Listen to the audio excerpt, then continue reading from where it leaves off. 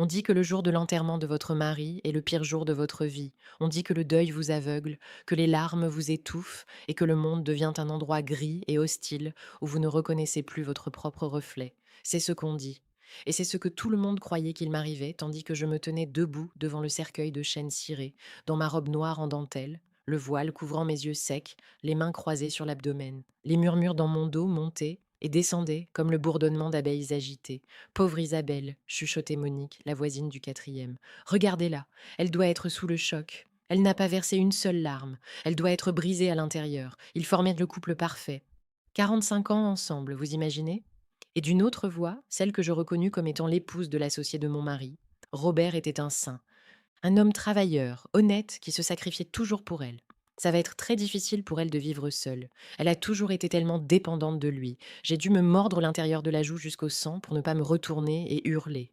Pour ne pas laisser échapper ce rire hystérique qui aurait résonné sous la voûte de l'église et scandalisé tous ces hypocrites vêtus de noir. Il pleurait que Robert le saint.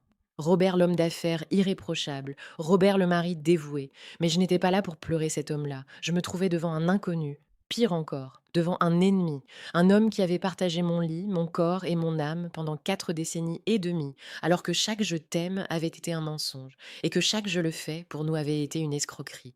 Personne dans cette église ne savait ce que je savais. Personne ne savait pourquoi mon sac à main pesait si lourd ce matin-là. Pas à cause du mouchoir ni du chapelet, mais à cause du téléphone portable qui reposait au fond, un téléphone qui n'était pas le mien, un téléphone dont j'ignorais l'existence 48 heures plus tôt. Ce petit rectangle de métal et de verre brûlait à travers le tissu contre ma hanche comme un charbon incandescent. Pour comprendre pourquoi ma vengeance a été le silence, je dois raconter l'histoire depuis le début. Pas depuis l'enterrement, depuis le mensonge. Je m'appelle Isabelle. J'ai 72 ans. Et voici ma confession sur la façon dont je suis morte et renée la même semaine. J'ai rencontré Robert quand nous avions tous les deux la vingtaine. Il était charmant et ambitieux, avec cette assurance en lui-même que les filles comme moi, discrètes, un peu timides, nourries de rêves littéraires, trouvaient magnétiques.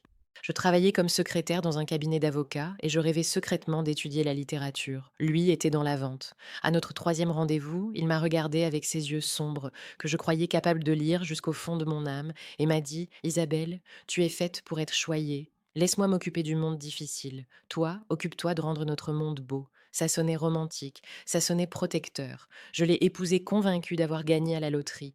Doucement, presque imperceptiblement, cette protection est devenue une cage de velours. D'abord, ce fut le travail. Tu n'as pas besoin de travailler, chérie. Mon salaire nous suffit largement et je ne veux pas rentrer dans une maison vide. Je veux rentrer et te trouver, toi.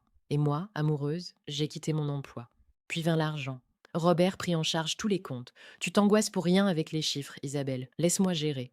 Il me donnait une allocation hebdomadaire pour les courses et les dépenses du foyer. Une allocation qui, au fil des années et de l'inflation, devenait de plus en plus difficile à étirer. Pendant 45 ans, j'ai fait des miracles avec.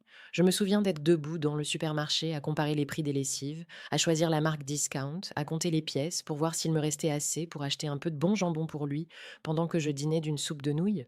Les affaires ne vont pas bien, me disait-il le soir, sourcils froncés sur ses factures. Il faut serrer la ceinture. Pas de vacances cette année, pas de nouveaux vêtements. Et je le croyais. Je le croyais parce que je voyais ses costumes usés, du moins je le croyais. Je le croyais parce qu'il rentrait tard, épuisé, se plaignant de réunions interminables avec des clients difficiles. Je le fais pour toi, Isabelle, pour que tu aies toujours un toit au-dessus de la tête. Je me sentais coupable. Je me sentais comme un fardeau. Pauvre Robert, me disais-je. Il travaille tellement, et moi je ne contribue à rien. Pour compenser, je suis devenue la parfaite maîtresse de maison. Mon intérieur était impeccable. Ses chemises, repassées avec de l'amidon, sans un pli, ses plats préférés, toujours prêts. J'ai renoncé à mes amies parce qu'ils les trouvaient irritantes. Elles te remplissaient la tête de bêtises, Isabelle. J'ai renoncé à la peinture parce que l'odeur lui donnait mal à la tête. Je me suis effacée. Je me suis dissoute dans le rôle de l'épouse de Robert. Et ainsi, les décennies ont passé. Nos enfants ont grandi et sont partis, soulagés d'échapper à la rigidité de leur père, me laissant seule avec lui. Je croyais que nous formions une équipe, austère, sérieuse, mais loyale. Jusqu'à il y a 3 jours, c'était un mardi ordinaire. Robert s'est levé, s'est plaint que son café était trop chaud, a noué sa cravate bleue et m'a dit qu'il rentrerait tard. Un dîner avec des investisseurs de passage. Il m'a embrassé sur le front, un baiser sec et mécanique comme on ferme une enveloppe, et il est parti. À 3 heures de l'après-midi, le téléphone fixe a sonné. Madame Isabelle, oui, c'est moi. Je vous appelle de l'hôpital. Votre mari, monsieur Robert, a été victime d'un infarctus massif dans la rue cet après-midi. Nous sommes vraiment désolés, madame. Nous n'avons rien pu faire. Il est décédé. Le monde s'est arrêté. Le son que j'ai émis a effrayé le chat. Le taxi vers l'hôpital fut un brouillard de larmes et de déni. Il allait bien ce matin, il a bu son café. Quand je suis arrivée en tremblant, on m'a conduite dans une pièce froide, confirmé la nouvelle et remis des papiers. Puis une jeune infirmière au visage navré m'a tendu un sac en plastique transparent. Voici ses effets personnels, madame. Ce qu'il avait sur lui au moment du malaise, j'ai ouvert le sac mécaniquement, sa montre, son vieux portefeuille en cuir marron, toujours usé, toujours le même, ses clés de maison et un téléphone portable. Je l'ai fixé. C'était un smartphone récent et moderne, dans un étui en cuir noir. Robert avait un téléphone, un vieux modèle à touche physique dont il disait qu'il lui suffisait amplement. Il avait toujours refusé d'avoir Internet ou WhatsApp. C'est pour les jeunes idiots, Isabelle. Je n'ai pas besoin de ces distractions. À qui appartenait donc cet appareil? J'ai demandé à l'infirmière si elle était certaine qu'il appartenait à mon mari. Elle m'a dit qu'il se trouvait dans la poche intérieure de sa veste. Avec le téléphone, elle m'a remis un objet plus petit, une petite clé argentée. Attachée à elle, un porte-clés en forme de cœur rouge.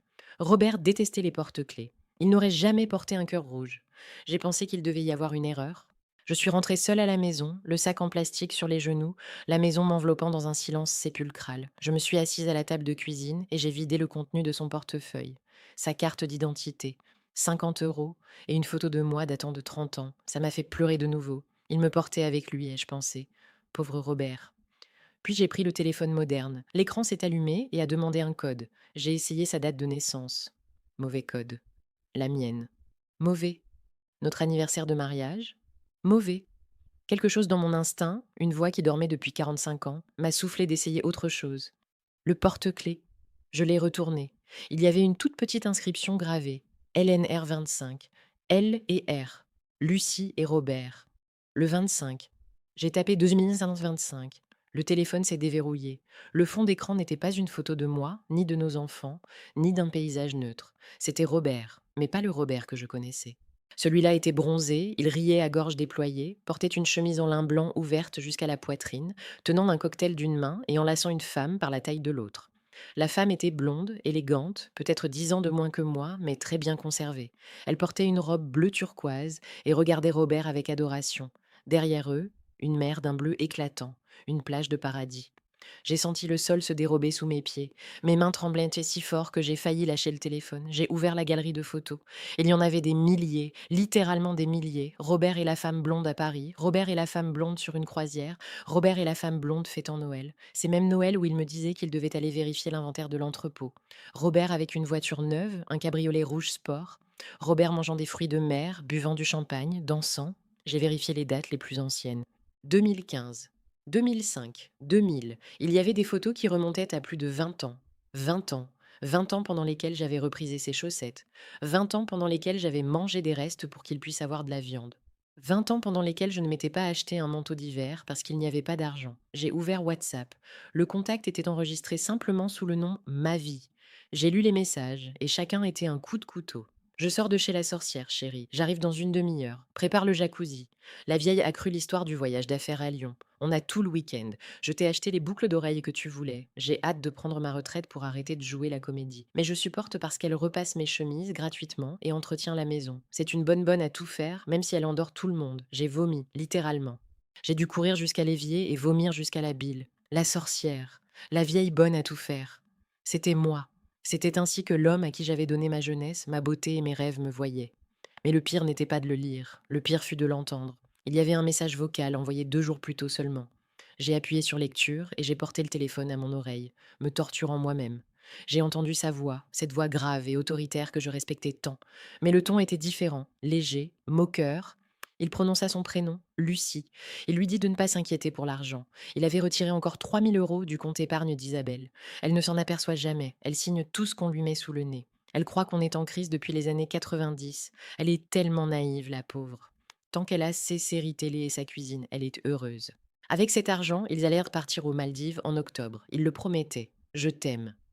Le téléphone a glissé de ma main et a heurté la table avec un bruit sourd. Le silence qui a suivi n'était plus un silence de deuil, c'était le silence qui précède un tremblement de terre. Je me suis levée, j'ai essuyé ma bouche du revers de la main. Je suis allée dans la salle de bain et je me suis regardée dans le miroir. J'ai vu une vieille femme avec des cernes, aux cheveux gris mal teints, à la maison pour économiser le coiffeur. J'ai vu le chemisier bon marché que je portais. Et puis j'ai vu autre chose, j'ai vu du feu. Au fond de mes pupilles, une étincelle s'allumait, ancienne, volcanique, pure. Robert m'avait volé ma vie, il m'avait volé mon argent, il m'avait volé ma dignité, il m'avait fait vivre dans l'austérité pendant qu'il vivait comme un roi aux côtés d'une autre femme, et il m'avait traité de naïve. Ce mot résonnait dans ma tête. J'ai passé les 24 heures suivantes dans un état de frénésie froide. Je n'ai pas pleuré, je n'ai prévenu personne. J'ai utilisé le téléphone de Robert, j'ai ouvert son application bancaire, le code d'accès était sauvegardé dans les notes du téléphone parce qu'il se sentait totalement intouchable. J'ai vu les virements, des paiements mensuels vers un compte au nom de Lucie M, des loyers pour un appartement en duplex dans un quartier huppé du centre-ville, des paiements en bijouterie, dans des restaurants étoilés, et j'ai vu mon compte, le compte joint où je déposais ma petite retraite et où il était censé mettre son salaire. Il était presque vide, juste de quoi payer l'électricité et l'eau. Il avait systématiquement détourné tout le patrimoine vers des comptes secrets et le dépensé pour sa seconde vie. J'ai trouvé l'adresse qui apparaissait sur les commandes Amazon du téléphone. J'ai pris un taxi, j'ai utilisé la clé au cœur rouge. La porte de l'immeuble s'est ouverte. J'ai pris l'ascenseur jusqu'au dernier étage. La clé a ouvert cette porte-là aussi. L'appartement était magnifique, moderne, lumineux, meublé avec goût et raffinement. Dans l'entrée était accrochée une grande photo encadrée, Robert et la femme blonde portant un toast au champagne. Je suis allée à la penderie, ses vêtements y étaient. Non pas ces vieux costumes usés qu'il portait à la maison, mais des costumes en soie italienne, des chaussures de luxe, des montres coûteuses. Dans le tiroir de la table de nuit, j'ai trouvé les papiers. Des actes de propriété au nom d'une société écran, des polices d'assurance vie avec Lucie, désignée comme unique bénéficiaire. Je me suis assise sur le lit de cette femme. J'ai touché les draps en soie. J'ai pensé à mes propres draps en coton rapiécé. J'ai pensé à la fois où j'avais eu une dent qui m'a fait souffrir pendant des semaines et où Robert avait dit qu'il fallait attendre un mois avant d'aller chez le dentiste parce que le moment était mal choisi. J'ai pensé à nos enfants, à qui il refusait toujours de l'aide financière, en disant qu'il fallait leur apprendre la valeur de l'effort, pendant qu'il achetait une voiture à la fille de Lucie. J'aurais pu saccager l'appartement, brûler ses vêtements, prendre les bijoux, mais c'eût été la réaction d'une femme hystérique.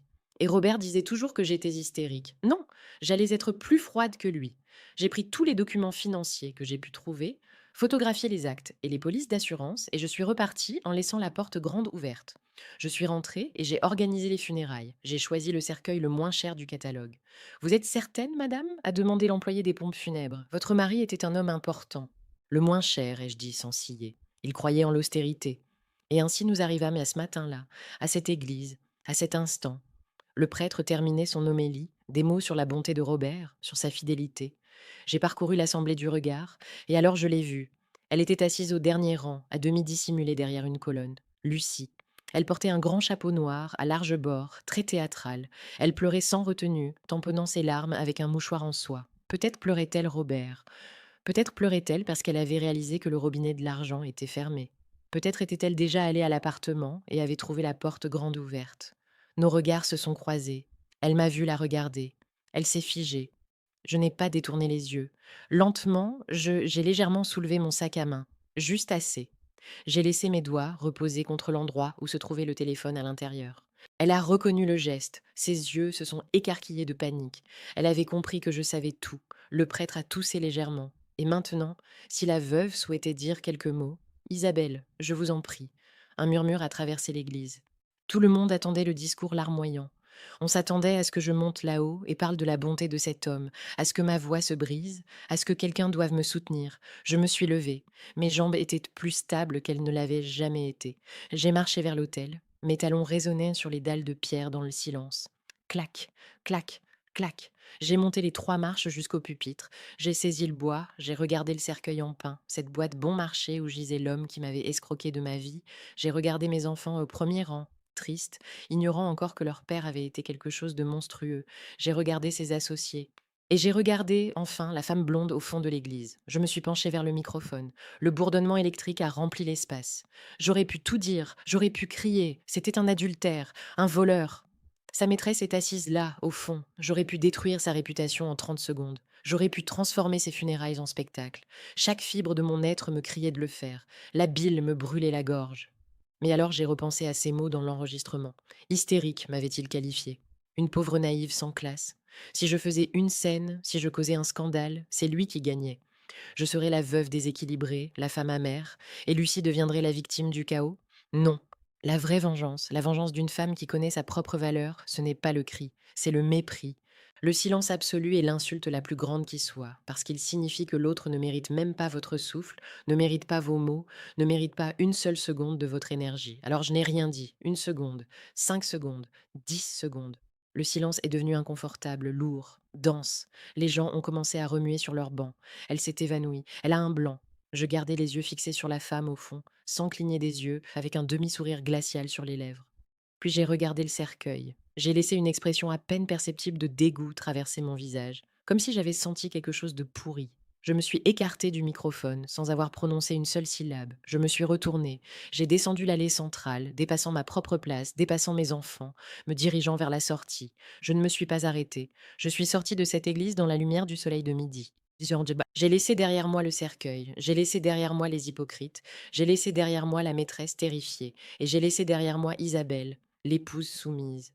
Quand je suis rentrée seule à la maison, j'ai ôté ma robe noire. Je suis allée à la penderie de Robert et j'ai sorti ses costumes, ses chemises, ses chaussures. J'ai tout porté dans le jardin de derrière. J'ai fait un tas. J'ai versé de l'essence par-dessus, celle qu'on gardait pour la tondeuse, et j'ai craqué une allumette. Tandis que je regardais ses vêtements brûlés, la fumée noire montant vers le ciel en emportant son odeur, j'ai sorti le téléphone moderne de Robert et j'ai tapé un message à Lucie. Je sais qui vous êtes. Je sais où vous habitez, je sais pour l'argent. Mes avocats vous contacteront demain pour récupérer chaque centime volé à mon patrimoine. Si vous ne rendez pas tout, les photos de vous deux parviendront à votre mari, à vos enfants et à votre employeur. Vous avez 24 heures. Profitez bien du deuil. Puis j'ai jeté le téléphone dans le feu. J'ai regardé le plastique fondre et l'écran éclater. Je me suis assise dans le fauteuil de jardin et j'ai regardé les flammes. Mes enfants sont arrivés en courant 1 heure plus tard, effrayés par ma sortie de l'église et la colonne de fumée. Maman, qu'est-ce que tu fais? Tu vas bien?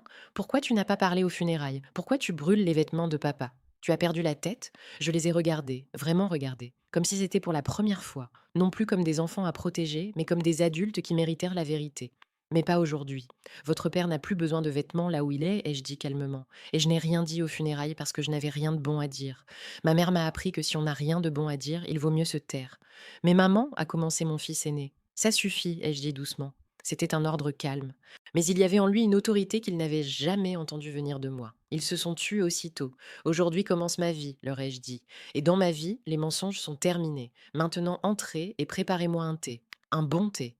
Un thé de qualité. Et demain matin, nous irons ensemble à la banque. Il y a beaucoup de choses à régler. 6 mois ont passé depuis ce jour. J'ai récupéré la majeure partie de l'argent. La menace a fonctionné. Lucie était tellement terrifiée par le scandale social qu'elle a rendu ce qu'elle pouvait et a disparu. J'ai vendu l'appartement. Avec cet argent, j'ai rénové ma maison. J'ai jeté tous les vieux meubles lourds que Robert avait choisis et j'ai peint les murs dans des couleurs claires et lumineuses. Je me suis acheté une nouvelle voiture, pas parce que je conduis beaucoup, mais pour le simple plaisir de la voir dans le garage. Et je suis partie seule en voyage à Paris. Je me suis fait photographier devant la tour Eiffel, seule. Dans un manteau neuf et élégant, souriant, souriant vraiment. Certains soirs, la maison semble grande. Certains soirs, le fantôme de la vieille habitude fait que mes mains cherchent machinalement une chemise à repasser. Mais alors je me souviens de l'enregistrement, et je me souviens du mot qu'il a utilisé pour me qualifier, et ça passe. La solitude, j'ai découvert, n'est pas une punition. C'est un luxe. Le luxe de ne servir personne, le luxe de dépenser mon argent comme je l'entends, le luxe d'être maîtresse de mon propre silence et de mes propres paroles. J'ai dormi aux côtés d'un ennemi pendant 45 ans. C'était mon erreur. J'étais aveugle, mais je me suis réveillée à temps pour vivre mes dernières années, non pas comme une veuve, mais comme une femme libre. Et si quelqu'un me demande des nouvelles de Robert, je souris simplement et dis que j'espère qu'il repose en paix. Parce qu'enfin, c'est moi qui me repose pendant que je vis encore. Si vous avez jamais senti que quelque chose ne cadrait pas dans votre mariage, si vous vous êtes jamais senti rapetissé, si on vous a dit que vous étiez naïve, que vous ne comprenez pas les chiffres, n'attendez pas les funérailles. Cherchez dans les poches, cherchez la vérité. Parce que la vérité fait mal une fois, mais le mensonge fait mal chaque jour. Ne soyez pas Isabelle la soumise. Soyez Isabelle qui brûle les costumes et sort de l'église la tête haute. Votre dignité vaut plus que n'importe quel anniversaire de mariage.